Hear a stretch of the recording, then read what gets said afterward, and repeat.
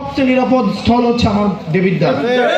এবং এই দেবিদ্বার সে যে রাজনৈতিক দল করুক না কেন, সে যে মার্কার প্রার্থী হোক না কেন, সে যে মার্কার রাজনীতি করুক না কেন, দিন শেষে আমি জানি সে হাসনাত আব্দুল্লাহকে নিরাপত্তা দেওয়ার জন্য সে অবশ্যই আমার পাশে এসে দাঁড়াবে।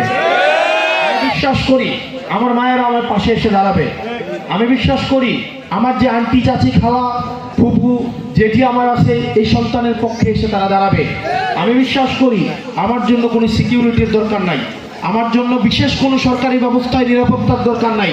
আমার নিরাপত্তা হচ্ছেন আপনারা, আমার নিরাপত্তা হচ্ছে আমার এই পরম আত্মার এই বন্ধুরা, আমার নিরাপত্তা হচ্ছেন দাদা দাদিরা, আমার নিরাপত্তা হচ্ছেন এই দেবিদ্বারবাসী প্রত্যেকটা মানুষ।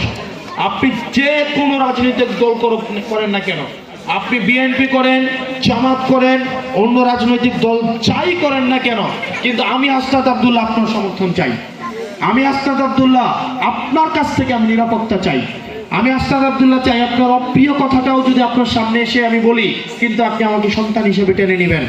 একই সাথে আমি প্রতিশ্রুতি দিচ্ছি, আপনি যদি আমার বিরুদ্ধে কথা বলেন, আমার মার্কার বিরুদ্ধে ভোট দেন, ভোট দিতে চান, আপনি যেন সেটা দিতে পারেন, আমার বিরুদ্ধে যেন আপনি কথা বলতে পারেন, সেটির নিরাপত্তার জন্য আমি আপনার জিম্মাদার হয়ে গেলাম।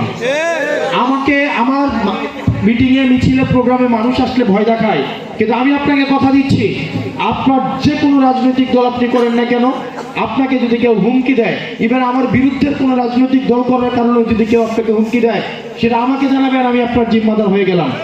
আপনি যেন আমার বিরুদ্ধে স্বাধীনভাবে রাজনীতি করতে পারেন, আমার বিরুদ্ধে সেটার সুব্যবস্থা আমি আপনার জন্য নিশ্চিত করব।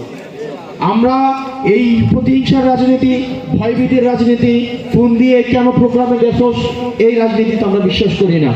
দিন শেষে আমরা বিশ্বাস করি যে যাকে মানুষ ভালোবাসবে, দিন শেষে তার পাশে সেই দাঁড়াবে। ভয় দেখিয়ে মন জয় করা যায় না, ভালোবেসে বিনয়ী হয়ে মানুষের মন জয় করতে হয়।